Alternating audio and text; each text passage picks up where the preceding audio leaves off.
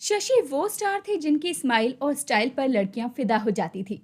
लेकिन उन्होंने ताउम्र एक ही लड़की से प्यार किया। वो थी उनकी पत्नी जेनिफर केंडल। फिल्मी करियर की शुरुआत भी उन्होंने पत्नी की खराब हालत देखकर ही की थी।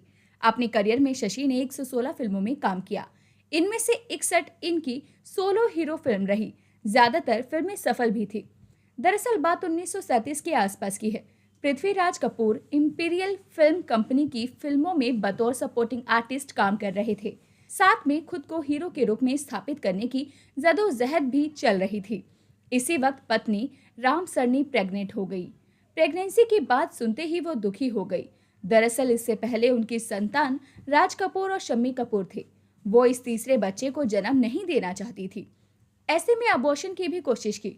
कभी साइकिल से गिर जाती तो कभी सीढ़ियों से, कभी कभी तो वो रस्सी कूदने लगती।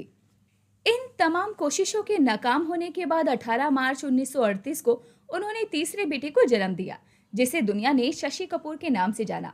ये बात खुद शशि कपूर ने 1995 में फिल्मी बीट मैगजीन में कही थी। पृथ्वीराज कपूर चाहते थे कि शशि संघर्ष करके एक्टर बने। शशि के जन्म के बाद पृथ्वीराज कपूर ने पृथ्वी थिएटर ग्रुप की शुरुआत की थी।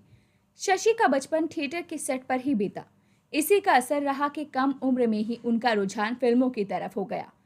4 साल की उम्र से ही वो अपने पिता के नाटकों में नजर आने लगे। बाद में उन्होंने आग और आवारा जैसी फिल्मों में राज कपूर के बचपन का किरदार निभाया। अपने इसी ख्वाब के साथ वो जिंदगी में आगे बढ़ना चाहते थे। लेकिन पृथ्वीराज कपूर का मानना था कि पहले वो संघर्ष करे और अपनी मेहनत से बतौर एक्टर अपना करियर बनाए। टीचर की मार से खराब हो सकता था शशि का चेहरा। शशि कपूर ने मुंबई के डॉन बॉस्को स्कूल से पढ़ाई की थी। यहाँ भारत के famous wicket keeper Farooq engineer उनके क्लासमेट थे। एक दिन दोनों एक साथ बैठकर बातें कर रहे थे, तभी क्लास टीचर ने डस्टर फेंककर शशि के चेहरे की तरफ मारा, लेकिन फारूक ने अचानक से उसे कैच कर लिया। फारूक ने इस घटना के बारे में बीबीसी को दिए एक इंटरव्यू में कहा था, वो डस्टर शशि की आंख में लगता, लेकिन मैंने उसके चेहरे से 1 इंच पहले ही उसे कैच कर लिया। मैं शशि को इस बात के लिए हमेशा चिढ़ाता कि अगर उस दिन मैंने डस्टर नहीं रोका होता तो उसे फिल्मों में बस डाकू का रोल ही मिलता। पहली नजर में हुआ जेनिफर से प्यार। ये बात 1955 की है। इस वक्त शशि 18 साल के थे। वो पिता के साथ पृथ्वी थिएटर में काम करते थे। उस समय उनके एक प्ले का शो कोलकाता के थिएटर में चल रहा था। पब्लिक डिमांड के चलते शो को कुछ दिनों के लिए और बढ़ा दिया गया था। एक दिन प्ले शुरू होने से पहले उन्होंने पर्दे से झांककर ये देखना चाहा कि कितने दर्शक हैं। तभी उनकी नज़र चौथी लाइन में बैठी एक विदेशी लड़की पर पड़ी, जो लाल पोल्का डॉट्स का टॉप पहने हुए थी और अपनी दोस्त के साथ हंस रही थी। उस लड़की को देखते ही शशि उस पर फिदा हो गए। बाद में उन्होंने ये जाना कि वो लड़की शेक्सपियराना थिएटर ग्रुप का हिस्सा है और वो गॉडफ्रे कैंडल की बेटी जेनिफर कैंडल है। शर्मीले स्वभाव की वजह से शशि को गे समझने लगी थी जेनिफर। जेनिफर का भी प्ले उसी थिएटर में होना था जहां शशि ग्रुप के साथ प्ले कर रहे थे। ऐसा पहली बार था कि शशि किसी लड़की को पसंद करने लगे थे। उन्होंने उनसे मिलने के लिए अपने कजन शोभिराज से गुजारिश की कि वो उनकी मुलाकात जेनिफर से करवा दें। शोभिराज ने दोनों की मुलाकात का एक प्लान बनाया और उनकी मुलाकात हुई। मुलाकात के समय शशि बहुत घबराए हुए थे, जबकि जेनिफर नॉर्मल थी। दोनों के बीच कुछ भी कॉमन नहीं था। वो पढ़ी लिखी थी, जबकि शशि इस घटना को याद करते हैं तो खुद को लल्लू राम कहते हैं। इसके बाद मुलाकात का सिलसिला जारी रहा। शशि बहुत शर्मीले थे, जिस वजह से जेनिफर उन्हें गे समझने लगी थी। बाद में शशि को जेनिफर का प्ले देखने के लिए बुलाया जाने लगा। शशि जेनिफर की मंडली में भी शामिल हो गए। इस दौरान जेनिफर के साथ उन्होंने कई नाटकों में काम भी किया। माँ भाभी को पसंद थी जेनिफर, लेकिन पिता थे विदेशी बहू के खिलाफ। एक बार शशि कपूर ऊटी में शो कर रहे थे।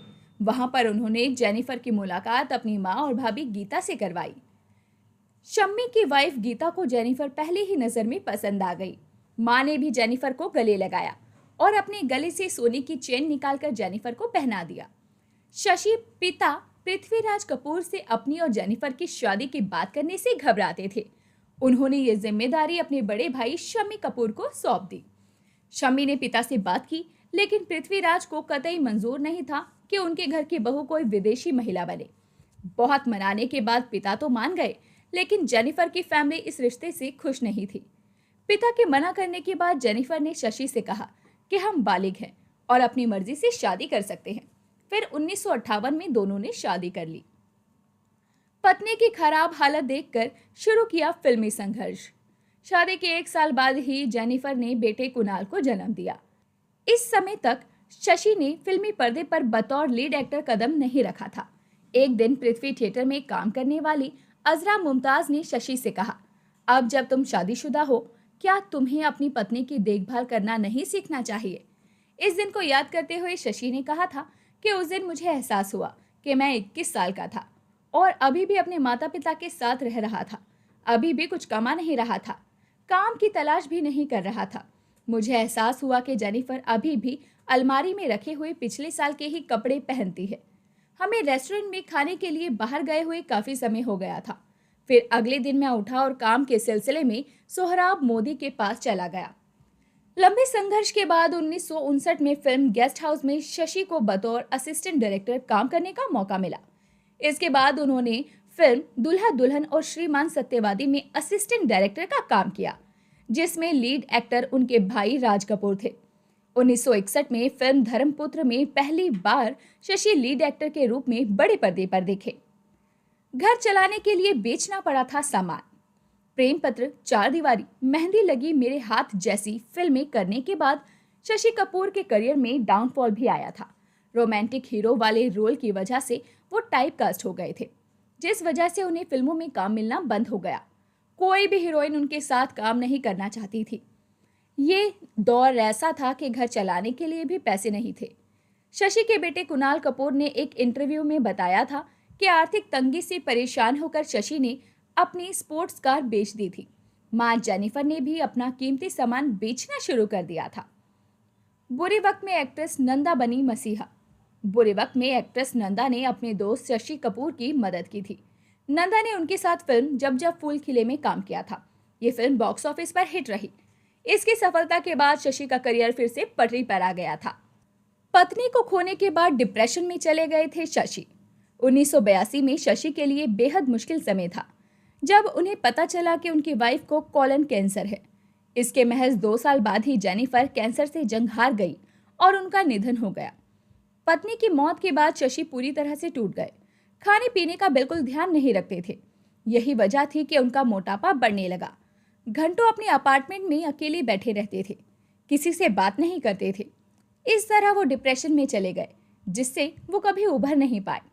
एक इंटरव्यू में शशि के बेटे कुणाल ने बताया था कि जेनिफर की मौत के बाद शशि कपूर पहली बार तब रोए जब एक बार गोवा के बीच से एक बोट लेकर गहरे समुद्र के बीच चले गए थे और चिल्लाते हुए घंटों रोए थे। वो अपनी कमरे में भी घंटों चुपचाप बैठे रहते थे। जेनिफर के साथ उन्होंने 28 साल काटे, लेकिन उनके निधन के बाद 31 साल वो उनकी यादों के सहारे जिंदा रहे। उन्होंने खुद कहा था कि 31 सालों में कभी उनके मन से दूसरी शादी करने का ख्याल तक नहीं निकला। शशि कपूर की लंबी बीमारी के कारण 2017 में 79 साल की उम्र में उनका निधन हो गया। तो दोस्तों, अभी के लिए बस इतना ही। मिलते हैं अगली वीडियो में, तब तक अपना ध्यान रखिए। Bye bye.